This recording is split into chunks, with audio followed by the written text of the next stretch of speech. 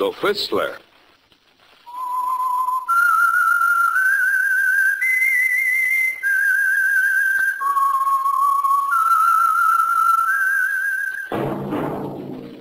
That whistle is your signal for the Whistler.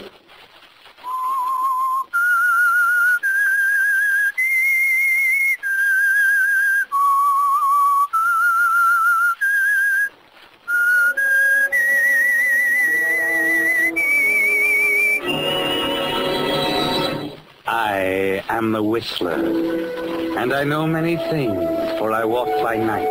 I know many strange tales hidden in the hearts of men and women who have stepped into the shadows. Yes, I know the nameless terrors of which they dare not speak.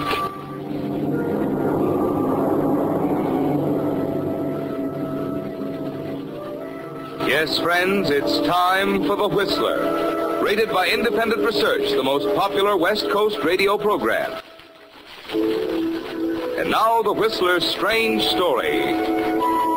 Quiet Sunday.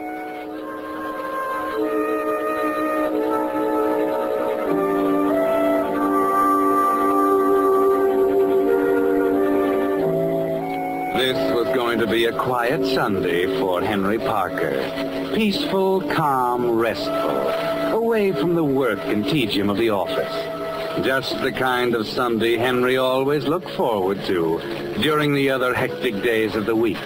And more than that, it was a special Sunday, for Henry's wife, Ruth, was vacationing at their lodge at Lake Arrowhead and wouldn't be home. That was the best part. It was nice to wake up and not find Ruth there to nag and irritate him. And it was nice, too, to remember that tonight he had a date with Daphne. Daphne was tall and lovely, and Daphne seemed to understand that Henry liked to spend a nice, quiet evening. He was contemplating all this when the doorbell rang. Oh, never fails. Minute I get settled with the Sunday paper. If that bird Adams wants to borrow the lawnmower again, I'll... What? Daphne! Surprise, darling? Daphne, what in the world are you doing here? What'll the neighbors think? I had to see you, Henry. I was all alone. Come in quickly. Daphne, darling, you know you shouldn't have come here. Why are you so frightened, Henry? Your wife won't be back for another week. Don't you understand that... You don't seem very happy to see me, Henry. You know I'm glad to see you, dear. It's just that... Well, aren't you going to ask me to sit down? Oh, of course. This way, Daphne. No, not by the window. Over here. Why are you so nervous, Henry? That's it. Right here. Thank you, Henry. There. Don't I look at home here? Oh, now, Daphne, you've simply got to understand it won't do to have you around the house here ever. You have a cigarette, darling? Cigarette? Oh, yes, of course. Here. Match? Yes.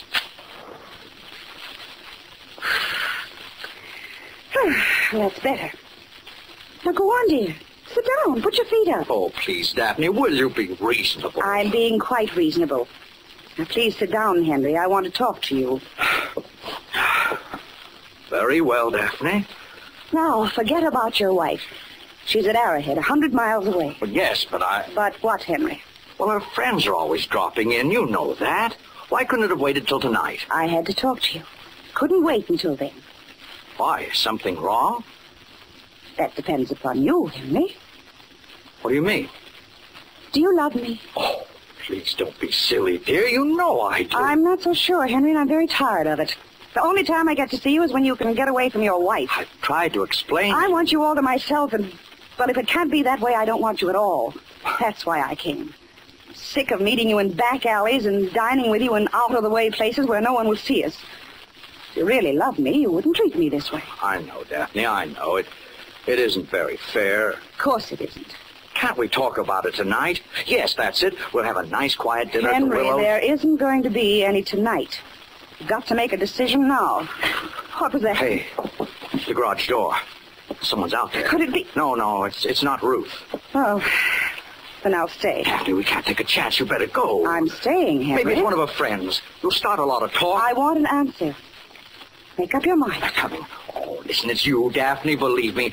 I promise you I'll free myself from Ruth some way, but you just got to give time. Now, please go. All right, Henry.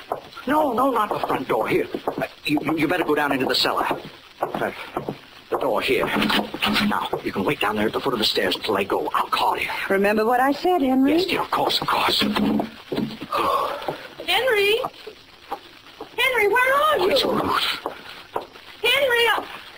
Oh, there you are, Henry. Well, surprise. What are you doing here? You know very well what I'm doing here. I wrote you a letter 2 days ago asking you to join me at the lodge. But I wired you, Ruth. I told you I couldn't take the weekend off. I'm way behind at the How do you office. think I feel up there all by myself? No. Leona and Emily and Edith, all of them up there with their husbands, and I'm alone. They all want to know where you are. No, but look, I explained. I feel like a fool. Well, I... Henry Parker, you're going back to Lake Arrowhead with me this very afternoon. I've had enough of your excuses. But I can't. Don't you see? I ask so little of you, Henry. I ask only what a wife expects, no more. You've got to go back to the lake with me today. And why, may I ask? Henry, today is our 10th anniversary. I told everyone you'd be there tonight. They'll think it's strange if you aren't. I'm sick of this pretense, Ruth. I'm fed up to the neck with all of your friends. Furthermore, I don't care a hang what they think. Why don't you tell them, Ruth? Why don't you tell them I want a divorce? You're not going to humiliate me. They're all coming over tonight, and you're going to be there. I won't be a laughingstock, Henry. Is that clear? Yes, that's very clear. No one knows I'm here in town. They think I'm still at the lodge. They all went on a picnic to Big Bear today, and I told them I had a headache. Oh, Henry, they won't be back till tonight, and when they arrive, I want you to be there. That's clever of you. Why did you do all this? I'd die if they knew I had to drive into town and beg you to come back with me. And what about the neighbors here? Well, I took all the back roads, and when I reached our street, I came up the alley and drove into the garage. Oh, please understand, Henry. This means everything to me. I couldn't face them. You and your pride. Oh, please, Henry. It's only 3 o'clock. We can drive there in 3 hours. It's plenty of time. I told everyone to drop in from 9 on. You simply don't understand, Ruth. I'm not going. I don't care what your friends think. Don't you see that? You're coming with me, Henry. That's all there is to it. Now where are you going? Down in the cellar to get your overnight bag. No, wait a minute, Ruth. No, wait. Oh, don't argue with me. Go and get your razor and things from the bathroom. All right, Ruth. All right, you win. I'll go down and get the suitcase. I can get it. Stay away from the door. Henry, who is that woman? I told you not to open that door, Henry, you... Henry, what are you doing? Overbearing, stupid. Henry, don't be silly. Don't be silly. No, you don't. I've had all of you. I intend to pay.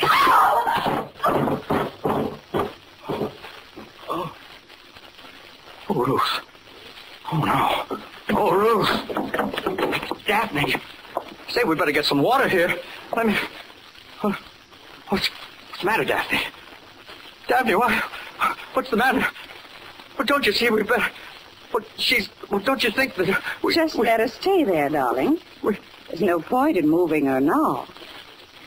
Oh, no, you mean Ruth is... Yes, Henry. She's dead.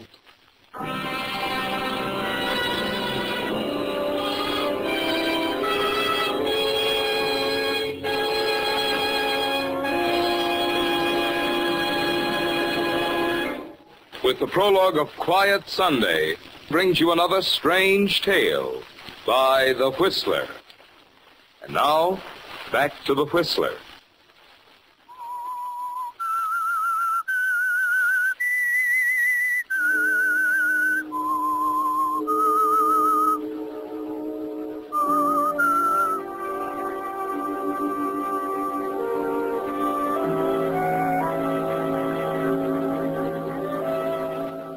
So Ruth is lying dead at the foot of the cellar stairs.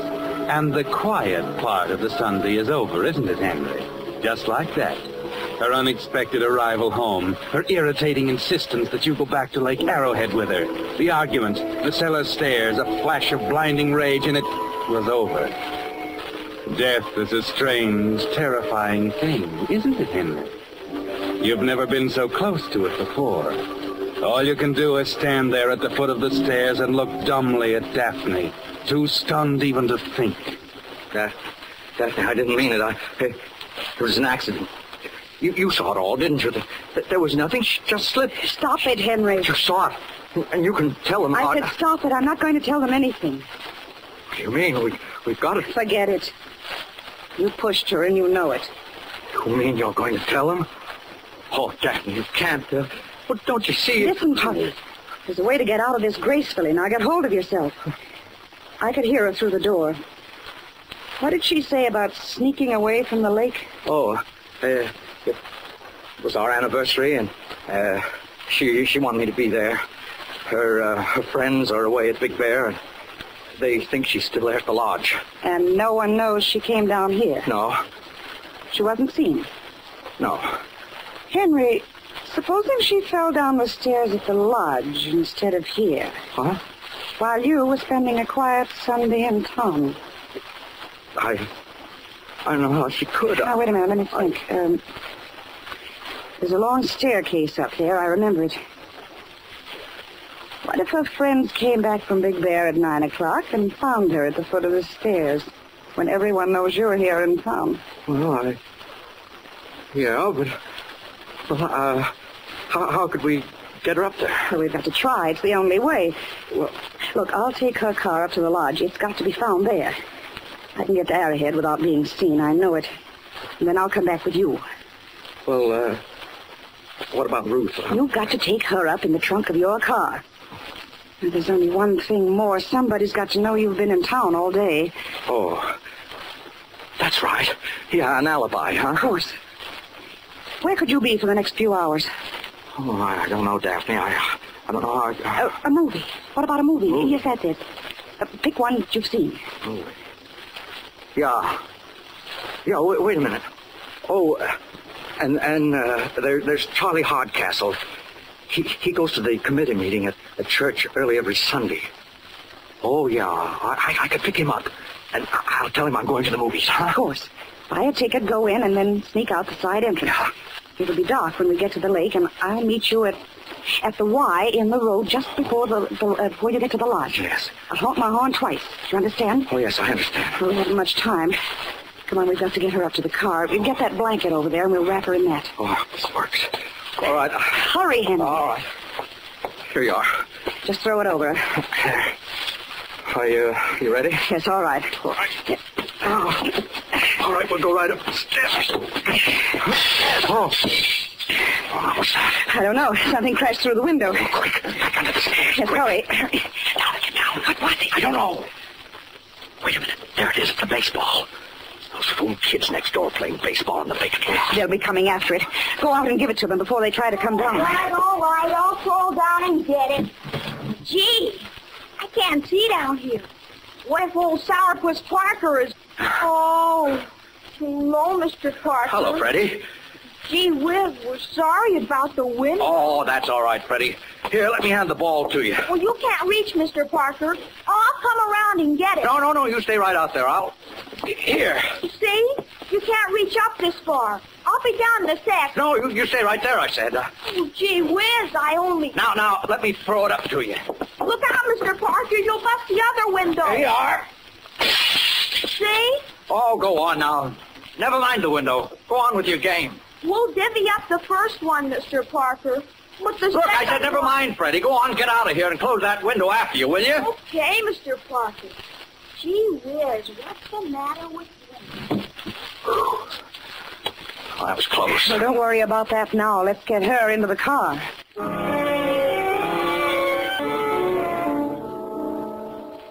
Just a quiet Sunday afternoon, Henry.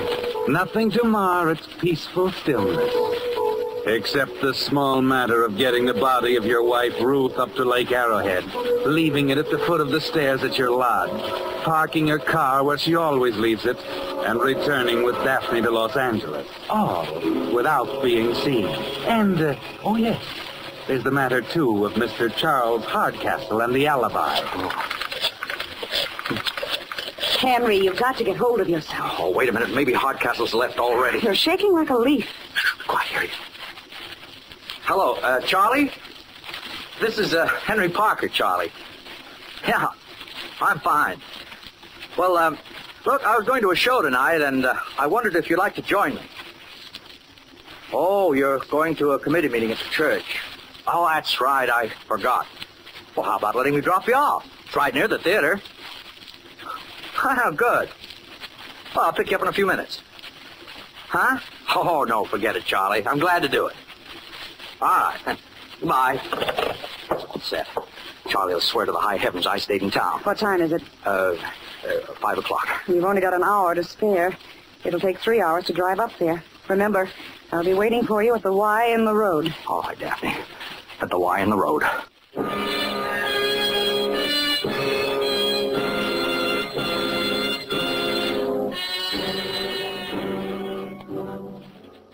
There's no turning back now, is there, Henry?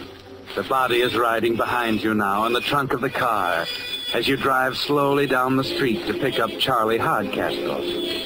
You're beginning to settle down a little, aren't you? The terrible shock that gripped you at first is beginning to wear off, and you're thinking more clearly. Some of Daphne's quick, cool courage was there for you to borrow when you needed it most, when the panic made your knees weak, when you could think of nothing else except running blindly away to hide somewhere. At 5:10, you stop by for Charlie and nonchalantly begin to build your alibi as the two of you drive toward the church. Oh, don't be silly, Charlie. It's no trouble at all driving around this way. There's nothing else to do, you know, just taking in a show. Hey, you kind of surprised me, Henry, calling up that way. Oh, did I? Yeah, it's been a coon's age since we've been out together. By the way, where's Ruth? Been up at the lake for a little rest. Yeah, how I envy you that lodge.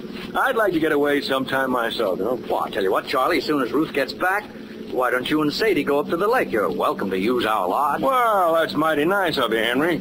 I'm sure Sadie will be thrilled to pieces. Not at all. You've no idea what a great help you've been to me. Why, many times... What's that? I better pull over. You got a flat, I'm afraid. Flat? Oh, no, it can't be. It just can't. Take it easy, Henry. It's just a flat. No, listen, I'll tell you. I'll run on the rim. I don't care about the tire. I haven't got time Wait anyway. a minute. Don't be silly, Henry. You don't want to go around ruining a perfectly good tire these days. Let's have a look at it. Yeah. The casing's okay. You're lucky. Look, Charlie, it's only a few blocks to the church. You better run along. I'll fix it. You're talking to the best tire changer in the business. Come on, where are the two? No, come on, go ahead. Please, Charlie. What's the matter with you, Henry? Oh, I just don't want you to be late. It'll only take me a minute. I wouldn't think of it. I'll get the keys out of the dash. Tools are in the trunk, aren't they? We'll get her... No, wait a minute. Wait, Charlie. I'll get the keys. Already got them. Here, give them to me. Take it easy. I don't mind a bit. I'll get the spare out of the trunk. No, let me do it, I tell you. Something eating you, Henry. Oh, I'd just rather do it myself. You sure got the jitters. Well, don't you see, Charlie? I just don't want to see you get all messed up and dirty before church. Say, look, why don't you go up the street and slow the traffic down? Have them swing around me. I'm not too close to the curb and the street's kind of narrow. Okay, Henry, if you say so. Here are the keys.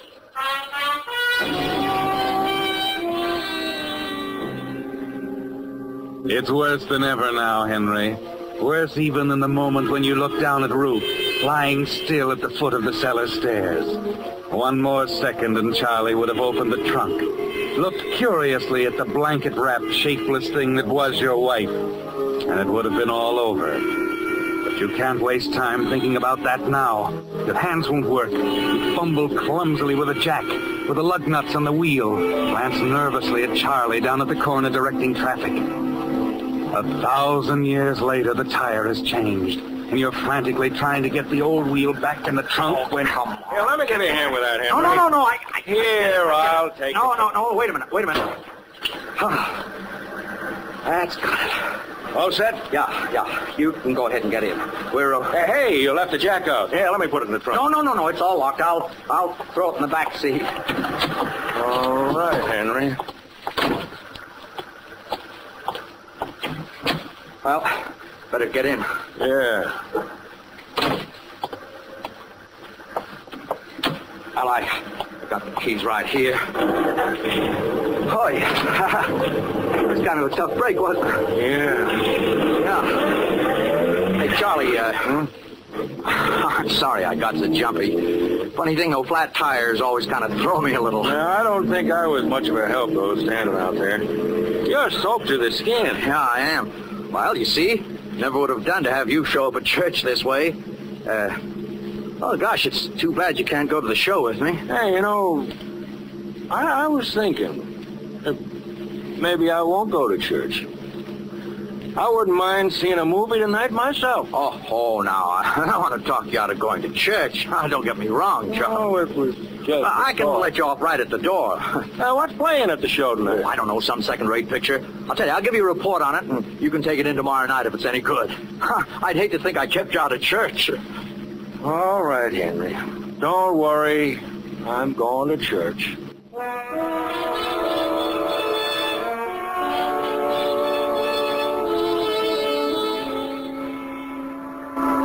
Next, please. How many? Could you tell me if the main feature's on, please? Starts in about 6 minutes. Oh, good. I always hate to come in during the middle of a picture. How many, please? Just one. 55, please. Oh, I'm sorry. I don't have change. Can you break a 20? I've done it before. Let me try, huh? I'm terribly sorry. Oh, here you are. 2, 3, 4, 5, 10, and 20. Thank you. Thank you. Awfully hot tonight, isn't it? You can say that again. Next, please. Yeah, too warm to suit me. Earthquake weather, that's what I call it. Say, buddy, if you Yes, don't sir. mind, Pardon me, of course.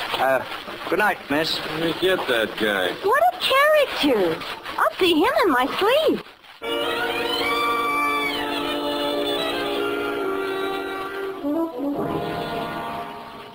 That's right, Henry. They'll remember you now. A minute later, you're lost in the comfortable blackness of the theater at an aisle seat near the side exit. You sit there for a moment and then slip out unseen and hurry back to your car. It's 6 o'clock now, Henry. Just 3 hours left to make it.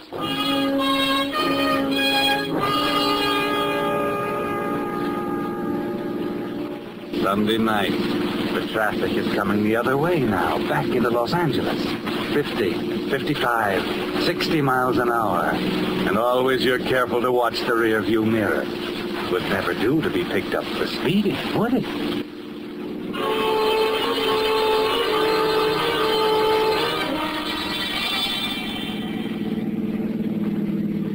Oh, 8:30. I made wonderful time. And there's the Y in the road ahead.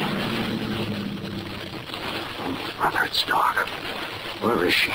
Where? Oh, yeah. Oh, Daphne, thank heaven.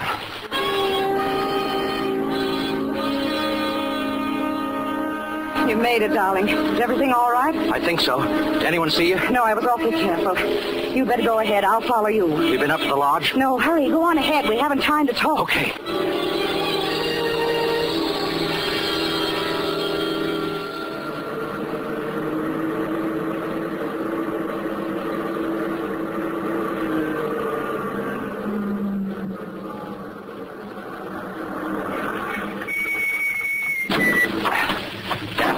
Daphne, there's the lodge. Look, pitch dark. Where does she usually leave the car? Over there at the side. Better move it now. No, we'll take her in first. Got the keys? Yeah, right here. All right, hurry and open the trunk.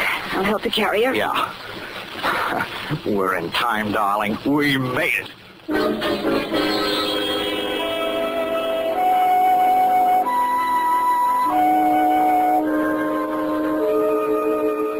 So you made it, Henry. The lodge is deserted, and there'll be plenty of time for you and Daphne to arrange Ruth's accidental fall at the foot of the steep staircase. Leave quietly, lock the door, and sneak back down the dark road to the highway. It's simple, isn't it? Your alibi will hold, you're sure of it. Yes, Henry, you're safe now. And strangely, the horror that gripped you when you first looked down on Ruth's body is gone, as the two of you carry it up the stairs to the front door of the lodge. Where's the key? I've got it right here. Just a minute. Oh, where's that darn keyhole? Oh, better get a match. No, wait a minute. Here you are. Oh, good. That's got it. All right, I'll go in first. Easy now. Not so fast. Okay. All right, follow me. I know my way in the dark. Where are the stairs? Over this way. Henry! I'll turn on the lights. Surprise! What? Surprise, Henry, surprise!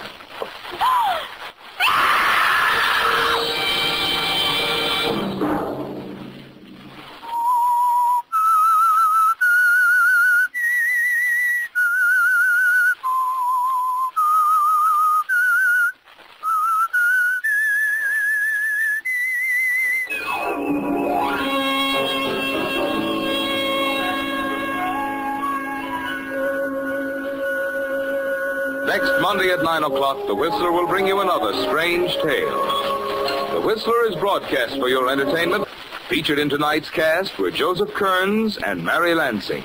This program, produced by George W. Allen, with tonight's story by Bernard Gerard and Zane Mann, music by Wilbur Hatch, is transmitted to our troops overseas by the Armed Forces Radio Service.